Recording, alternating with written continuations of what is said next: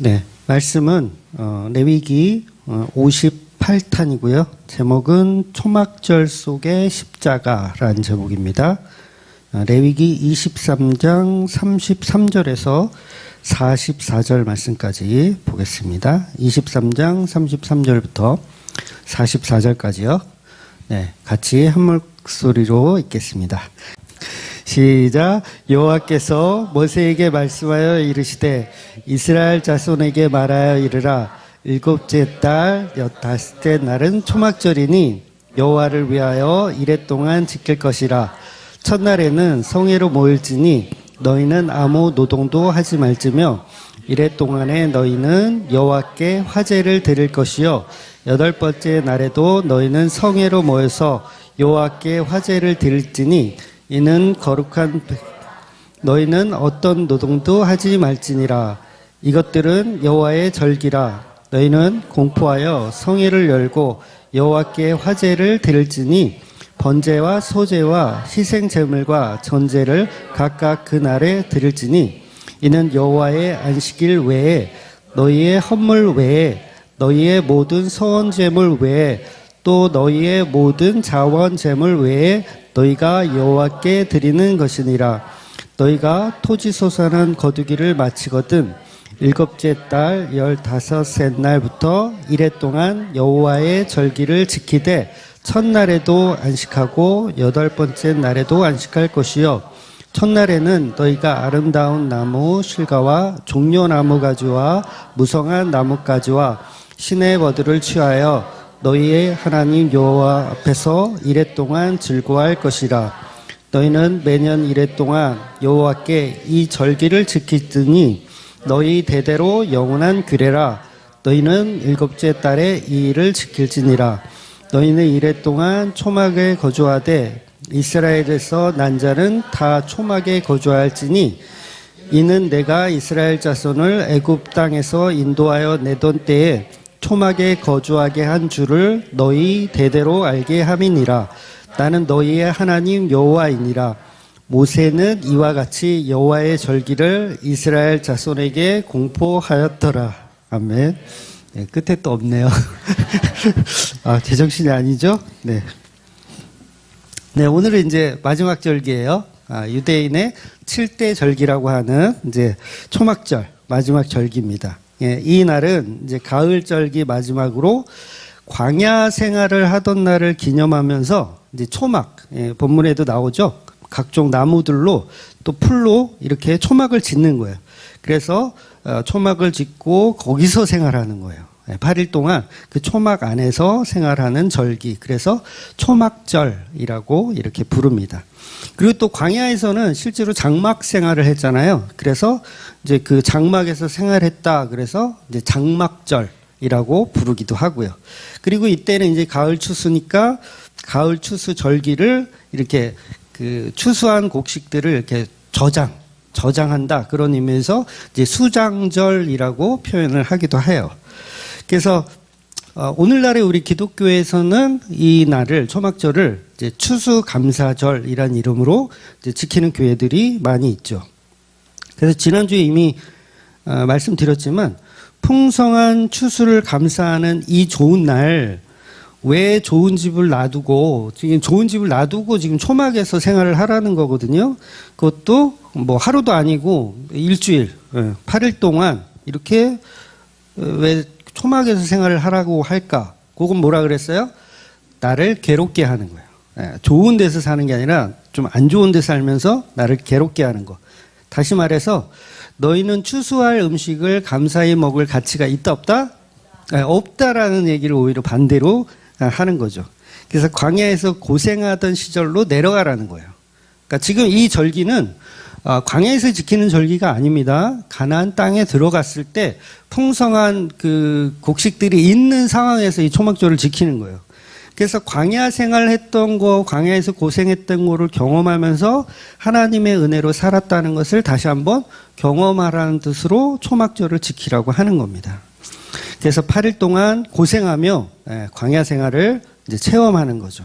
그런데 희한한 것은 40절에 보면 그러면 이 초막절을 지키면서 우리가 괴로워하고 끝나야 되는데 40절에 보면 또 또 즐거워하라는 표현이 있어요. 너희는 초막 생활을 즐거워해라. 그러니까 이건 무슨 얘기냐면, 비록 우리가 출애굽기에서 이제 출애굽해서 나와서 광야에서 못 먹고 못 입고 살지만 그 자체가 하나님의 은혜임을 알고 오히려 불편하더라도 감사하며 즐거워하라. 뭐 그런 의미의 메시지를 이 초막절에 심어 주신 거죠. 그래서 성도들은 그 삶이 어떠하든지 역설적으로 행복해야 된다라는 이야기를 또 오늘 본문이 하는 겁니다. 그래서 성도는 십자가 복음을 알면 그가 어떠한 환경에서 살더라도 네, 발음이 잘 안 되는 거 아시죠? 즐거워하며 살 수 있다라는 이야기를 하는 겁니다. 그래서 비록 우리가 죄인이잖아요. 근데 죄인에서 사실 끝나는 건 아니죠. 죄인인데 사랑받은 나, 죄인인데 신부된 교회가 된 나, 이걸 또 발견할 수 있어야 된다는 겁니다. 살짝 더운 것 같아요. 저만 그런가요? 네. 그래서 광야에서 우리가 함께 하시는 그 하나님 때문에 즐거워할 수 있는 것처럼 몸된 교회인 역시 우리도 예수님과 함께하는 모든 날이 사실은 좋은 날이라는 거죠. 그래서 이 초막절은 7월 15일 유대 달력으로 7월 15일 시작하는 절기예요. 그리고 첫날과 마지막은 이제 성회로 모입니다. 그러니까 같이 모여서 성스러운 그 모임을 갖는 거죠. 모여서 뭘 하느냐? 안식일처럼 지키는 거예요. 안식일과 똑같이. 그래서 노동하지 마라. 그래서 교회는 자기 힘으로 살아가는 존재들이 아니고 오직 하나님의 은혜로만 살아가는 백성들임을 다시 한번 이 절기를 통해서 이제 되새기다. 이렇게 해마다 이걸 지키라고 이야기하는 겁니다. 그래서 오늘 마지막 절기에서 정말 중요한 것을 다시 한번 말씀드리지만 유대인의 7대 절기를 시간의 흐름으로만 보면 안 된다 그랬어요. 시간의 흐름으로. 무슨 얘기냐면 유월절은 십자가를 상징하고 초실절은 부활을 상징하고 그다음에 나팔절은 재림을 상징하고 이 수장절은 뭐예요? 그럼 영원한 천국을 상징하고 이런 해석이 틀린 해석은 아니에요. 틀린 해석은 맞는 해석이지만 각 절기가 뭘 상징한다? 십자가를 상징한다는 게 더 중요하다는 거예요. 그러니까 시간의 흐름으로 나열하는 건 좋은데 하나의 절기로도 십자가를 충분히 설명할 수 있어야 된다는 거예요. 그러니까 나팔절로도 십자가를 설명할 수 있어야 되고 오늘 수장절을 가지고 천국의 아름다움만을 이렇게 표현하기보다 그 수장절 속에 뭐가 있냐? 십자가가 있음을 역시 동일하게 보아야 한다는 거죠. 그래서 이 차이가 종교와 기독교의 차이예요. 그러니까 종교는 이런 것들을 나열해서 그 나열한 거에 맞는 식으로 그냥 해석하고 끝나요. 근데 기독교는 모든 성경은 모든 절기는 다 예수 그리스도로 완성되고 예수 그리스도의 십자가로 해석이 되어야지 그게 기독교인 거예요. 해석하지 못하면 기독교가 아니라는 거죠. 그래서 십자가로 해석하는 게 반드시 우선이 되어져야 한다는 겁니다. 그래서 십자가가 없으면 성도가 아니에요. 십자가가 없으면. 십자가가 없는 수장절, 십자가가 없는 추수감사절은 성도가 아니라는 얘기예요. 그래서 십자가를 놓치는 시간의 흐름으로만 보면 세대주의적 이단에 빠질 수도 있고요. 그다음에 각 절기들을 가지고 율법적으로만 지킬 수가 있어요. 그런데 이 모든 절기들은 다 예수 그리스도의 십자가를 그대로 표현하고 있다는 거죠. 그래서 결국은 십자가가 사라진 한국교회의 모습을 우리가 지금 보고 있잖아요. 그러니까 추수감사절 이제 9월, 10월, 11월, 11월 올해가 아마 19일이 추수감사절일 거예요. 3주 남았어요. 11월 19일. 물론 우리 교회는 추수감사절을 따로 지키진 않아요. 근데 한국교회 대부분 추수감사절이라는 이름으로 11월 19일 날 이제 제사를 드리는 거죠. 한마디로. 예배를 드리는 게 아니라 제사를 드릴 거예요. 곡식을 여기다 올려놓고 이제 수장절을 지킬 거예요. 제사를. 근데 그런 모습들이 다 십자가를 내러티브하지 못하는 어리석은 종교라는 거예요. 그래서 서양에서도 오래전부터 추수감사절에는 거위를 잡아먹나요? 잘 모르세요? 서양에서, 그렇죠. 칠면조. 칠면조를 잡아먹거나, 칠면조가 없으면 거위를 잡아먹거나, 거위도 없으면 뭐 오리를 잡아먹거나, 이렇게 잡아먹는 날로 되어버렸어요. 기독교가 아니에요, 그건. 예, 그런 날로 만들어버리면 기독교를 상실한 겁니다. 그러니까 풍년의 감사에서 추수감사를 지키는 우리 한국교회의 모습은 여전히 종교 생활을 열심히 하고 있는 모습이라는 거죠. 그래서 종교가 없는 사람이나 종교가 있는 사람이나 똑같이 그냥 추수감사절을 그냥 풍년에 감사하는 날로만 지킨다는 거예요. 그러니까 세상 사람들이 추석을 지키잖아요. 추석은 뭐죠? 우리가 곡식들을 이렇게 재배한 거를 이렇게 감사하는 마음으로 누구한테 감사하는 거예요? 조상님한테 감사하는 건가요? 아무튼 그렇게 하는 거나 교회에서 추수감사절날 무배추를 올려놓고 하나님께 제사를 드리는 거나 똑같다는 거예요. 둘 다 그냥 종교성. 그냥 추석 지키는 건 뭐 유교적 사상일 뿐이고 그 다음에 교회에서 무배추 올려놓는 건 그냥 종교 행사를 하는 거죠. 그런데 반드시 이 초막절에 숨겨져 있는 십자가를 보지 못하면 그건 종교에 빠지는 거라고 할 수 있다는 겁니다. 그래서 기독교가 말하는 수장절의 의미는 시대적 흐름이 아니라 초막절 속에 들어있는 예수 그리스도의 십자가로 정리하셔야 된다는 거예요. 그래서 제가 이전 설교에도 좀 말씀을 드렸던 것 같은데 오늘은 조금 이제 자세히 좀 말씀을 드리면 제가 이런 얘기를 드린 적이 있어요. 죄하고 의하고는 같다. 기억나세요? 좀 어려운데 죄하고 의하고는 같다. 이게 무슨 말이냐면 요한복음에 나오는 말을 인용한 거예요. 그러니까 죄에 대하여 의에 대하여 성령이 임하시면 너희가 죄에 대하여 의에 대하여 그리고 심판에 대하여 알게 된다라는 말씀이에요. 그런데 여기서 말하는 죄와 의는요, 사실 같은 이야기를 하는 거예요. 같은 목적지로 이야기하는 거예요. 죄라는 것은 뭐냐면 예수 그리스도가 도말하는 것에 대한 이야기예요. 그렇죠? 죄에 대하여라면 예수 그리스도가 도말하는 어떤 것에 대한 이야기. 의에 대해서는 뭐예요? 예수 그리스도가 똑같아요. 예수 그리스도가 죄를 의로 바꾸셨다. 죄를 의로 바꾸셨다. 그 얘기예요. 즉 성경에서는 죄라는 것을 계속 드러내는 이유가 뭐냐면 인간들은 죄를 통해서 예수님이 십자가 지셔야 하는 이유에 관해서 설명하는 거예요. 그러니까 죄를 왜 드러내냐면 너희들이 이렇게 죄인이야. 그래서 예수님이 필요해. 이게 죄에 대하여예요. 그래서 죄를 말하는 이유는 너희들은 저주받았다. 그래서 그 저주받은 문제를 해결하실 수 있는 분은 오직 예수밖에 없다. 이게 죄에 대하여예요. 그러니까 다시는 죄를 짓지 말라가 목적이 아니라는 거죠. 그러니까 죄를 자꾸 들치는 이유가 다시는 죄를 짓지 마세요. 요거는 종교라는 거예요. 근데 기독교는 죄를 들쳐. 근데 이걸 다시는 죄를 짓지 마세요가 아니라 너희들이 이렇게 죄가 많으니까 누가 필요하다? 예수님이 필요하다. 그게 죄에 대하여라는 말이에요. 그런데 기독교는 아직도 우리 한국교회는 아직도 우리의 힘으로 죄를 다스릴 수 있다라고 가르쳐요. 죄를 성경이 우리 계속 까발리니까 그 죄를 어떻게 해야 된다? 다스려야 된다. 안 하려고 노력해야 되고 지켜야 된다. 근데 그건 복음이 아니라 그냥 종교라는 거죠. 구약에 머물러 있는 이야기인 거죠. 그래서 한국교회는 예수님이 이루신 십자가가 없는 그런 윤리 도덕적인 종교가는 사실은 문제가 심각한 이단성을 가진 거죠. 그래서 죄의 문제를 우리 스스로 해결해 보려고 하는 건 종교이고 우리는 해결할 수 없으니 예수 그리스도의 십자가가 반드시 있어야 되고 그래서 구약의 사람들은 누굴 기다리는 거예요? 메시아이신 예수를 기다려야 구원이 있는 거예요. 그러니까 구약 사람들은 뭘로 구원받았어요? 율법을 지켜서 구원받나요? 아니에요. 오직 오실 메시아, 그분이 이루실 십자가를 통해서 구원받는 게 구약의 사람들이에요.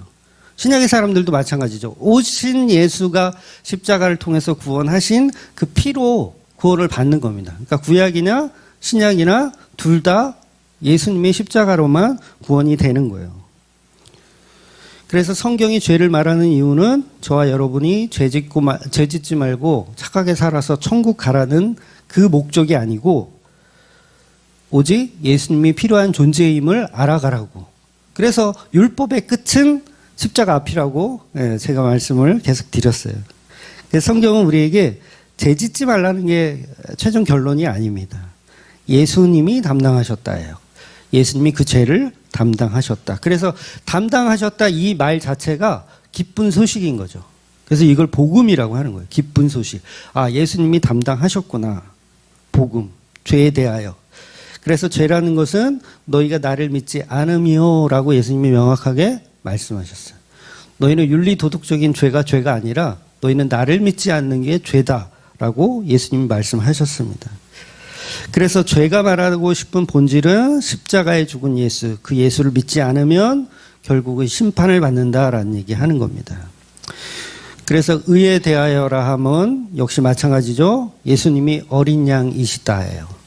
의에 대하여라면 예수님이 그 죄를 담당하신 하나님의 어린 양이시다. 그래서 십자가에서 악을 선으로 바꾸셨다. 그래서 죄인인 저와 여러분의 죄를 십자가에서 다 해결하신, 죄값을 다 예수님이 직접 다 치르시고 그 죄를 도말시켰다. 그래서 그분이 의를 이루셨다. 이렇게 보는 거죠. 그러니까 결국은 죄가 말하는 결론이나 의가 말하고 싶은 결론은 똑같다는 거죠. 그래서 모든 절기가 똑같다예요. 똑같다. 그러니까 표현은 다 달라. 표현은 뭐 유교절로, 무교절로, 초실절로, 맥주절로, 나팔절로, 초막절로 다 표현을 하지만 그 속엔 뭐가 들어있냐면 십자가에 죽으신 예수 그리스도가 고스란히 들어있다는 거예요. 그래서 저와 여러분이 절기를 지킨다는 건 그 예수님을 볼 수 있는 눈이 필요하다는 거죠. 그래서 이게 말이 지금 서론으로 좀 지루하게 제가 설명을 드렸는데 말이 좀 어려우니까 조금 쉽게 성경에 나온 예로 표현해서 드리면 성경 속에 이제 장막과 관련된 죄가 하나 나오는 게 있어요. 그게 뭐냐면 창세기 9장에 나오는 그 노아가 방주에서 나와서 이제 포도 농사를 져요. 그리고 어느 날 이제 포도주를 너무 많이 마셔가지고 취해가지고 벌거벗고 장막 안에서 잠이 들었어요. 자, 여기서 중요한 건 장막 안에서 잠이 들었다는 거예요. 일단 그렇게 킵을 하세요. 장막 안에서 잠이 들었어요. 그래서 분명히 노아는 아무 데서나 벗고 이렇게 홀라당 벗고 한 게 아니에요. 장막 안에서 옷을 벗고 누웠어요. 자, 그 장막 안에서 본인이 눕고 자는 거 그거 뭐 죄가 될까요? 사실은 죄가 안 돼요. 자기 장막에서 자기가 눕고 자는 거라면 죄가 안 돼요. 그런데 문제는 노아의 아들들 중에 이제 함이 그 모습을 본 거예요. 아마 장막 안에 들어갔을 때 아버지의 하체를, 이 벗은 하체를 본 거죠. 그리고 나와서 이제 다른 형제들에게 이제 이야기를 한 거예요. 아버지가 홀딱 벗고 술 취해서 잔다. 이렇게 얘기를 했어요. 그랬더니 셈과 야벳이 이제 그 얘기를 듣고 옷을 챙겨가지고 뒷걸음쳐 들어가서 아버지의 하체를 덮어주죠.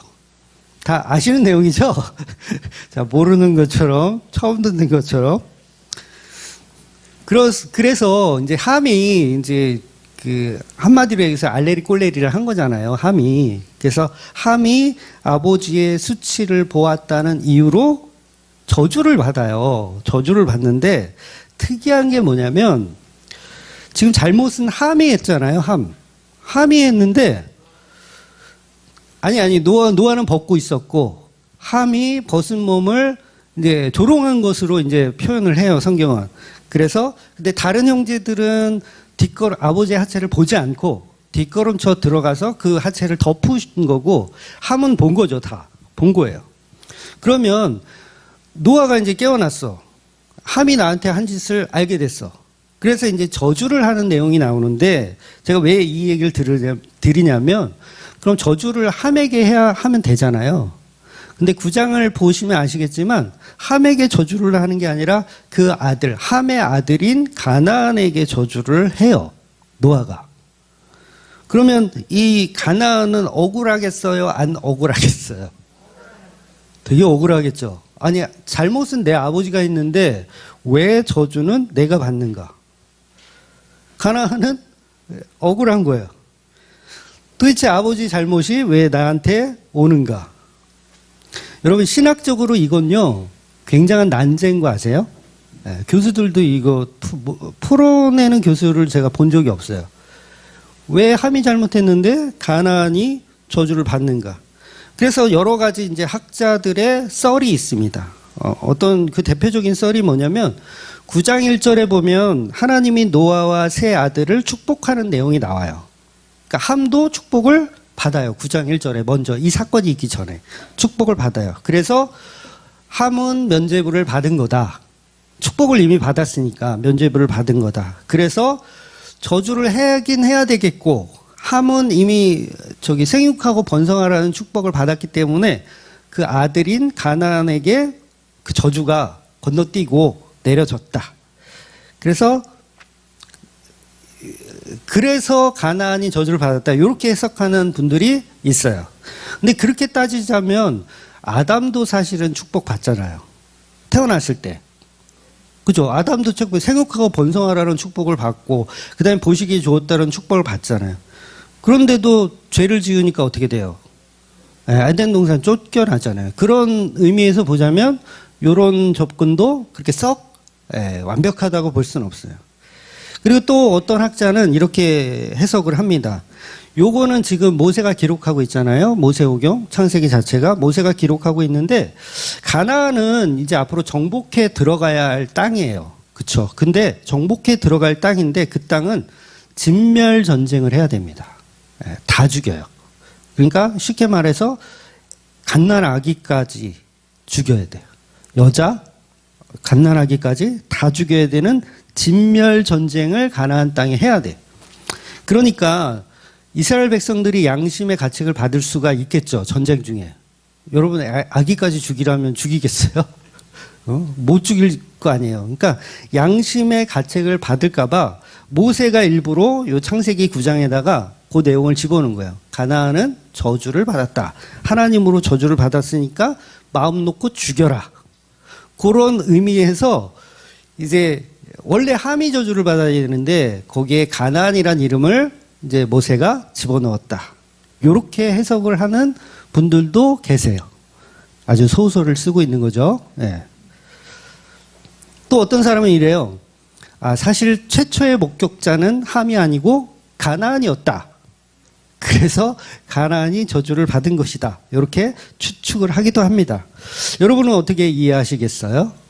왜 함이 알레리 꼴레리를 했는데 왜 함이 저주를 받지 않고 그 아들 가나안이 저주를 받았는가? 정말 억울하겠다. 근데 이건요, 복음으로 해석을 하면 간단해요. 간단한 문제가 돼요. 복음으로 해석하면, 십자가의 복음으로 해석하면 간단한 해석이 됩니다. 즉 성경은 족보를 계속 이야기하는 이유가 뭐냐면 그 족보 속의 끝에 누가 오시냐면 예수님이 오시기 때문에 그 족보 이야기를 계속 하는 거거든요. 그래서 중요한 것은 이 족보가 창세기 5장에도 나오고 마태복음, 신약에 있는 마태복음 1장에도 족보 이야기가 나와요. 즉 노아의 홍수는 모든 죄를 물로 멸하고 사라진 후에, 그러니까 노아의 시대가 사라진 거예요. 모든 문명이 물로 다 사라졌어.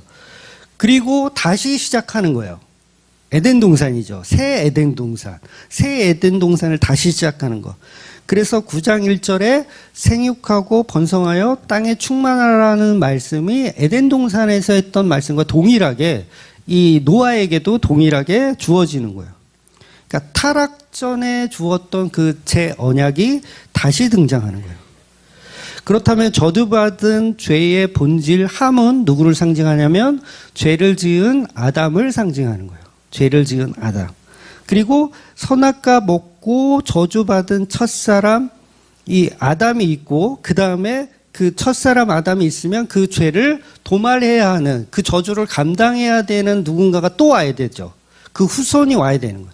그래서 가나안이 예수 그리스도의 예표로 저주를 받는 자로 등장을 하는 거예요. 이 개념을 좀 복음적으로 이해를 하셔야 돼요. 그래서 아까 말씀드린 대로 아담도 처음 창조되었을 때는 축복을 받지만 함도 처음에는 9장 1절에서는 축복을 받아요. 하나님으로부터 축복을 받지만 결국은 죄를 짓기 때문에 이 죄에 대한 감당은 다른 제3자가 하는 거예요. 그 제3자가 바로 복음이라는 개념이죠. 그래서 장막이라고 하는 이 장소가 에덴 동산의 중앙을 의미하는 거예요. 노아의 장막이죠. 그러니까 보아도 안 되고 뭐 해야 돼요? 보아도 안 되고 먹어도 안 되고, 이 표현이 좀 그렇다. 장막 안에 무언가가 있는데, 숨겨진 무언가가 있는데 보아도 안 되고 먹어도 안 되는 거예요. 그 안에 뭐가 있어요? 술 취한 아버지가 있어요. 보아도 안 되고 먹어도 안 되는 거예요. 보지도 말고 먹지도 말아야 하는데 장막 안에 계신 그 아버지를 누가 보고 누가 먹은 거예요? 함이 보고 먹은 거예요. 그래서 어떤 학자들은요, 단순히 함이 아버지 하체를 보고 그냥 알레리 꼴레리 한 게 아니라 요건 동성애를 한 거다라고 해석하는 분들도 있어요. 동성애를 한 거다. 왜냐하면 노아의 시대에는 굉장히 성적으로 문란했기 때문에 충분히 그런 가능성도 뭐 없지는 않아요. 물론 정확한 건 아니에요. 그냥 단순히 조롱했다고 해도 복음을 푸는 데는 전혀 문제는 없어요. 즉 함이 선악과를 먹고 그걸 누구에게 주는 거냐면 셈과 야벳에게 주는 거예요. 형제에게. 나 아버지를 보았다. 아버지를 먹었다. 선악과로 비유하자면 먹었다. 보았다. 그래서 줘요. 그런데 셈과 야벳은 먹습니까? 안 먹습니까? 안 먹는 거예요. 뒷걸음쳐 들어가서 그 아버지의 하체를 덮어주는 거예요. 그러니까 상징적으로 장막 속에 감춰진 노아의 죄. 선악과는 죄를 표현하거든요. 죄. 선과 악이라는 인간의 죄를 표현해요. 그 노아의 죄를 표현한 거예요. 술 먹고 자빠져 잔 거는 사실 노아가 먼저 잘못한 거잖아요. 그렇죠? 노아가 잘못한 거예요. 그게 뭐야? 그게 선악과예요. 선악과. 그런데 그걸 안 보고 안 먹으면 아무 문제가 안 돼요. 이해가 되세요? 아버지가 술 취해서 장막 안에서 자는데 아무도 보지 않고 아무도 안 했으면 아무런 죄가 되지 않는다고요. 선악과도 마찬가지예요. 선악과를 만들었어요.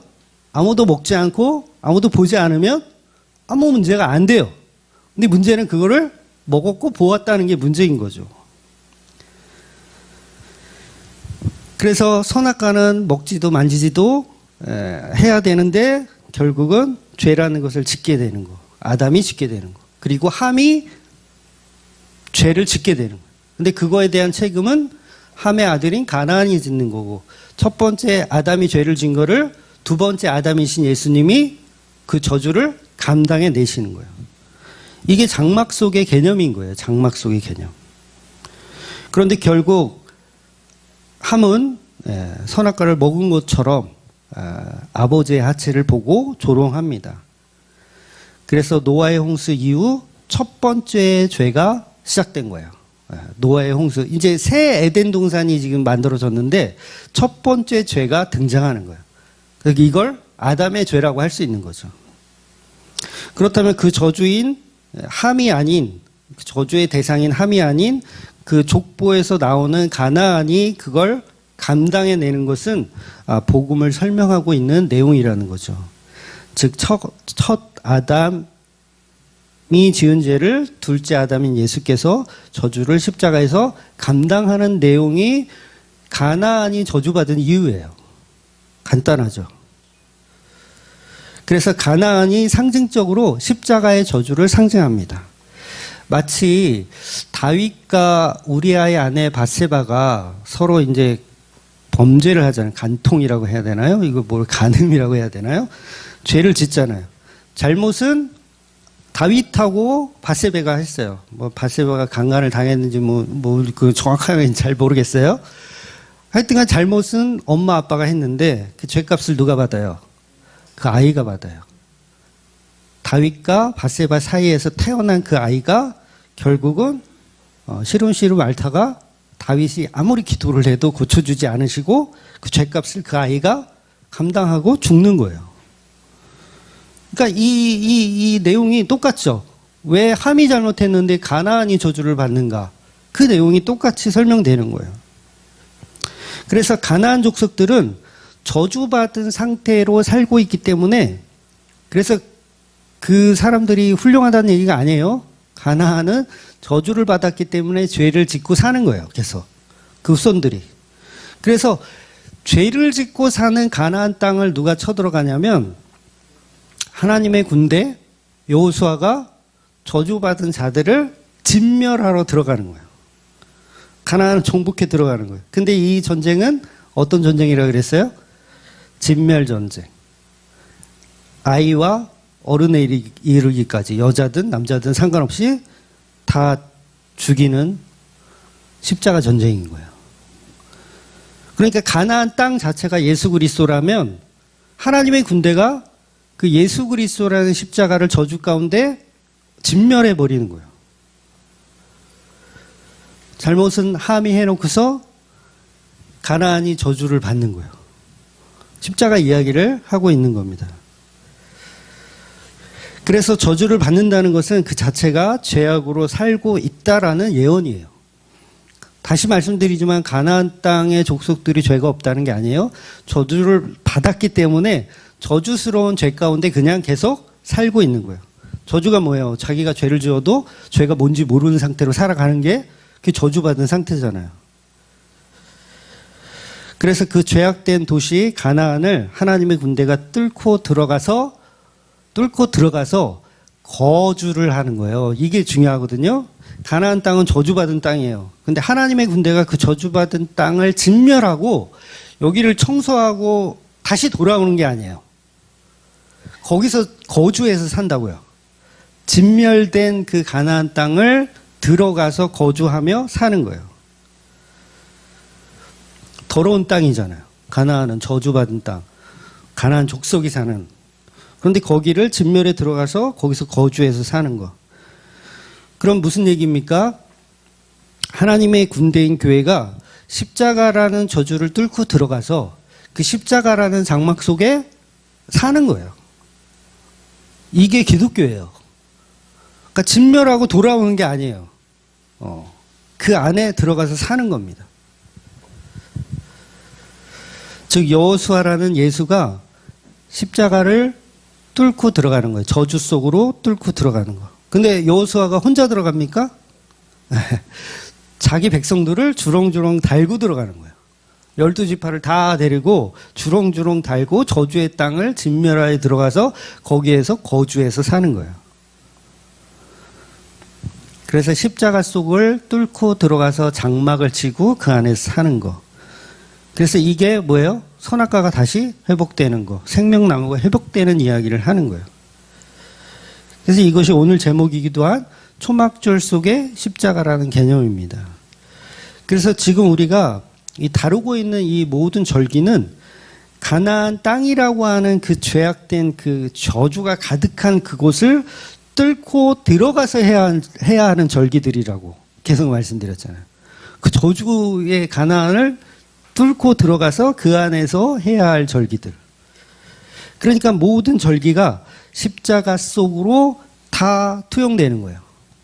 십자가 속 유월절, 십자가 속 초실절, 십자가 속 초막절. 다 십자가 속으로 투영되는 거.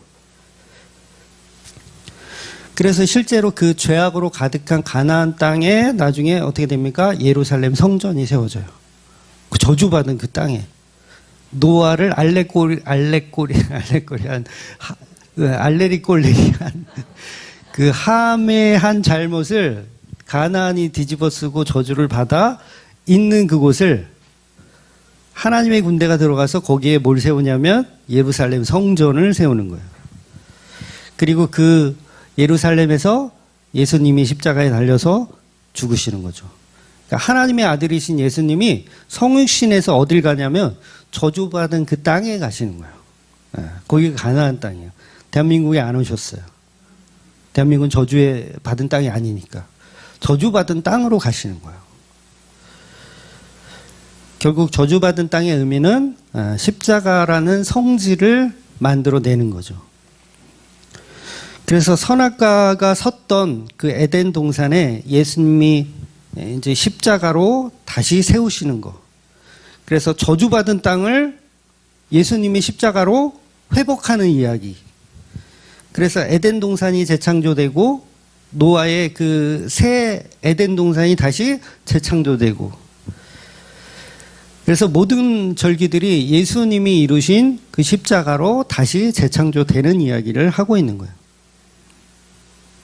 그래서 광야가 상징하는 것도 결국은 예수님이 걸으신 십자가를 의미하는 겁니다.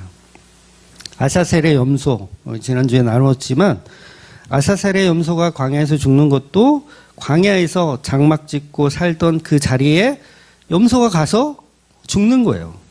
예수님이 걸으신 십자가를 그대로 표현하는 거죠. 그럼 오늘 본문이 초막절을 기념하라, 이 뜻은 뭐가 되겠어요?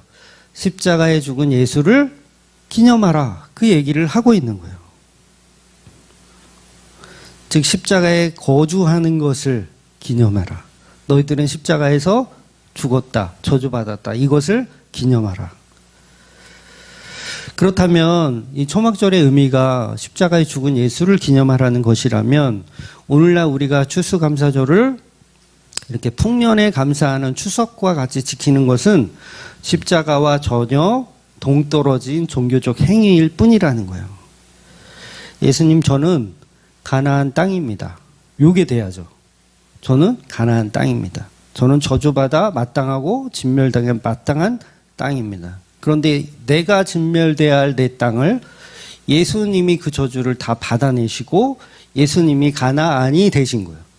우리가 함인데 우리가 죄를 졌고 우리가 알레리 꼴레리를 했는데 그 저주를 가나안이라고 하는 언약의 어떤 사람이 예수 그리스도가 그것을 감당해내시고 진짜 본인이 저주를 받으시는 거예요. 가나안 땅의 진멸이라는 저주를 예수님이 스스로 받으시는 거죠. 그래서 하나님의 군대가 거기를 치고 들어가는 거. 여러분, 예수님의 십자가는 결국 우리가 예수를 죽인 거지만 근본적으로 하나님이신 아버지께서 그 아들을 십자가에 내어주신 거예요. 그래서 이게 가나안 땅의 저주가 하나님이 그 예수 그리스도를 내어주시는 것과 똑같아요. 그래서 진멸당하는 거예요.